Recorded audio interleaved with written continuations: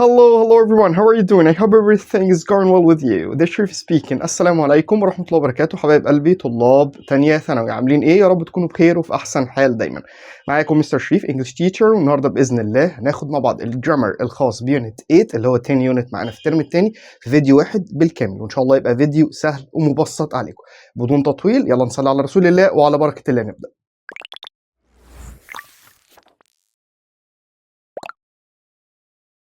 طيب يا شباب، خليني اقول لك ان الجرامر الخاص بيونت 8 بيتكلم عن زمن واحد بس، وهو future perfect المستقبل التام. زمن سهل جدا وبسيط، وان شاء الله هناخده في فيديو النهارده بالكامل، وفيديو مش هيكون طويل ابدا. طيب خلينا كده واحده واحده نشوف ايه هو الفيوتشر بيرفكت او المستقبل التام. طيب اول حاجه هتيجي في بالك هتقول لي ازاي يا مستر مستقبل وازاي تام؟ يعني ازاي حاجه لسه ما حصلتش هتيجي في المستقبل وازاي بنقول عليه تام؟ طيب واحده واحده كده، خلينا نبدا الاول بتكوينه، بعد كده هقول لك استخداماته وكل حاجه فيه. طيب اول حاجه الفيوتشر بيرفكت او المستقبل التام تكوينه كالاتي. السبجكت، ايه هو السبجكت؟ زي ما احنا كلنا عارفين اللي هو الفاعل، الشخص اللي بيعمل الحاجه، زي مثلا نقول I, you, he, she, it, we, they، او اسم شخص عادي. ده كده ايه الفاعل اللي بنبدا بيه الجمله. بعد كده بعد كده well عشان احنا بنتكلم عن المستقبل، بعد كده have والتصريف الثالث. تاني subject الفاعل زائد well have والتصريف الثالث. لازم طبعا تبقى عارف التصريفات علشان تقدر تكون جمله سليمه. طيب حلو جدا. زي ايه مثلا؟ زي ما بقول لك مثال by 9 o'clock I will have finished my work. by 9 o'clock I will have finished my work. يعني ايه؟ بحلول الساعه 9 هكون خلصت شغلي او عملي. تمام، حطينا I اللي هو السبجكت الفاعل انا، well زي ما قلنا، وهاف وfinished التصريف الثالث من الفعل finish. طيب ممتاز جدا جدا، سهل خالص ما فيهوش اي حاجه. قلنا السبجكت وبعد كده well وهاف والبي بي او التصريف الثالث. طيب لو عايز انفي الجمله دي هعمل ايه؟ كل اللي عليك هتعمله هتحط not بعد ال helping verb. فين هنا ال helping verb او فعل مساعد؟ well. فهيبقى مثلا I will not وبعد كده have والتصريف الثالث will not وبعد كده have والتصريف الثالث، وممكن نختصر will not تبقى want. طيب الجمله اللي احنا قلناها من شويه لو عايز انفيها، يعني انا قلت by 9 o'clock بحلول الساعه 9 I will have finished my work، هكون خلصت شغلي او عملي. لو عايز اقول بحلول الساعه 9 مش هكون خلصت شغلي، هقولها ازاي؟ هقول by 9 o'clock I will not او I want الاختصار بتاعها have finished my work، مش هكون خلصت عملي. طيب جميل جدا وسهل جدا ما فيهوش اي حاجه نفي. طيب حلو قوي. طب لو عايز اكون سؤال، زي ما احنا عارفين عندنا نوعين من الاسئله، yes or no question السؤال اللي اجابته بنعم او لا، والسؤال العادي اللي هو WH question. طيب خلينا نبدا باليس or no question. ده ايه يا شباب او بنكونه ازاي؟ كل اللي عليك هتعمله هتحط ال helping verb at the beginning of the sentence، يعني الفعل المساعد فين؟ في بدايه الجمله زي ما احنا عارفين. طيب فين هنا الفعل المساعد؟ لسه مستخدمينه في النفي من شويه لو well، فهنحط ايه؟ well at the beginning of the sentence. طيب خلينا نشوف جمله. ممكن اقول لك مثلا well they have arrived by noon. تاني well حطيتها at the beginning of the sentence في بدايه الجمله اللي هو ال helping verb، بعد كده ال subject well they have arrived هيكون وصلوا by noon. هل هم هيكونوا وصلوا بحلول الظهر؟ هنا عملت ايه؟ زي ما قلنا حطينا well at the beginning of the sentence وبعد كده السبجكت اللي هو الفاعل وبعد كده have والتصريف الثالث. فبقى السؤال معانا well they have arrived by noon. طيب حلو جدا. طب لو عايز اسال WH question اللي هو السؤال العادي بقى هنعمل ايه؟ هو نفس تكوين السؤال بتاع yes or no question، ولكن هحط WH word at the beginning of the sentence او at the beginning of the question في البدايه خالص، اللي هو ايه؟ عايز تسال when where why اي سؤال من دول عادي هتحطه قبل well. طيب ازاي؟ عايز اسال مثلا اقول هتكون مخلص واجبك امتى؟ هقول ازاي؟ انا بسال عن وقت هستخدم when. طيب وقلنا بعد ال WH word هنحط ايه؟ هنحط will، فهتبقى when will you have finished your homework.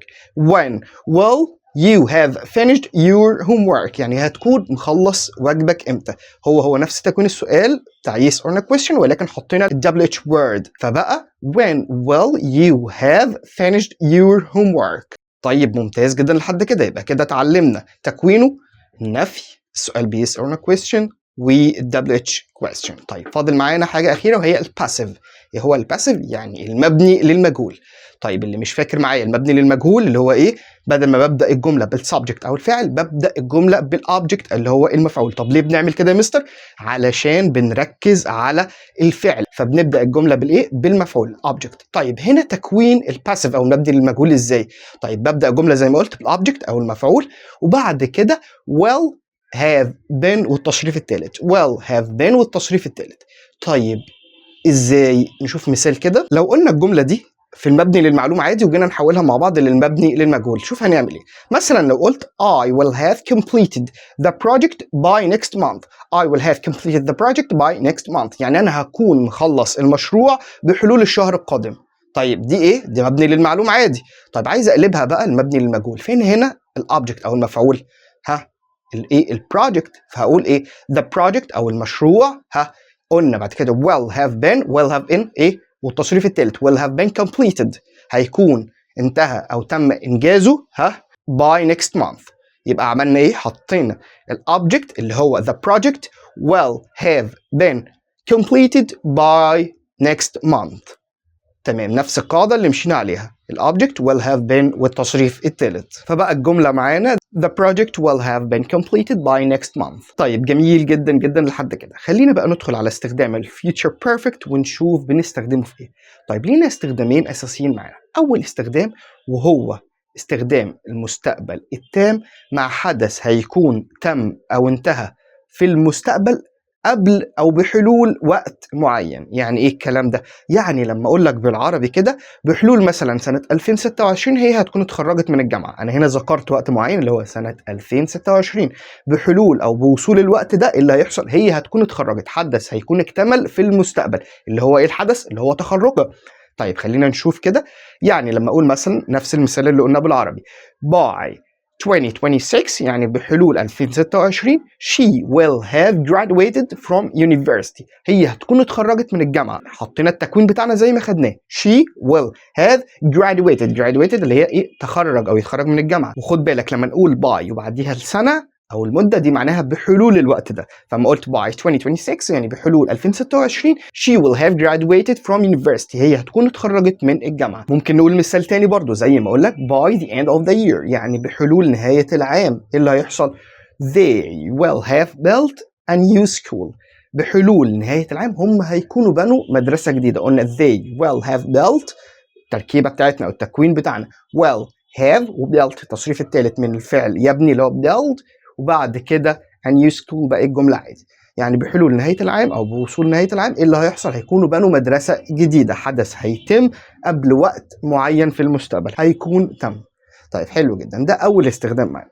طيب بالنسبة لتاني استخدام معانا يا شباب وهو مماثل ليه أو مشابه ليه جدا، وهو حدث هيكون تم في المستقبل قبل حدث آخر. يعني الفرق ما بين الاستخدامين، أول واحد قبل وقت معين، التاني قبل حدث آخر.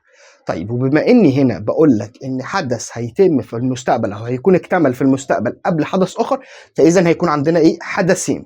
ومعنى ان انا بقول لك ان احنا عندنا حدثين، اذا هحتاج ايه عشان اربطهم ببعض؟ روابط زمنيه. ايه هي الروابط الزمنيه عشان تفتكر معايا؟ حاجات زي after before when as soon as till until، كل دي روابط زمنيه. انا مش بقول لك احفظ ولا عايزك تركب معادلات، ولكن انا بقول لك طبيعي جدا بما اني قلت لك حدث هيجي مع حدث تاني هربطهم ازاي ببعض؟ لازم يكون روابط زمنيه اللي انا لسه قايل لك عليها من شويه. طيب خلينا نشوف جمله كده واحده واحده ونركز مع بعض. لو جينا قلنا before you arrive قبل ما توصل I will have cleaned the house. I will have cleaned the house يعني قبل وصولك هكون أنا نظفت المنزل. طيب واحدة واحدة كده. أول حاجة استخدمناها before you arrive. before هنا ده إيه؟ ده رابط زمني زي ما قلنا. بعد كده you arrive وصولك أو قبل ما توصل I will have cleaned the house أنا هكون إيه؟ نظفت المنزل. will وhave والبي. طيب حلو جدا. ملحوظة بقى عايز أقول لك عليها، استخدام الروابط الزمنية اللي هي منها before after as soon as till until الكلام اللي احنا قلناه ده كله، لما يجي في المستقبل الزمن اللي بيجي بعد الرابط الزمني بيكون present. ممكن يكون present simple مضارع بسيط، وممكن يكون present perfect. تاني الزمن اللي بيجي بعد الرابط الزمني في في المستقبل بيبقى يا present simple يا present perfect. طيب ال present simple نراجع عليه سريعا اللي هو تكوينه السبجكت الفاعل وبعد كده التصريف الاول للفعل ومع هي وشي وات بنحط للفعل اس او اي اس او اي اس، ده ال present simple.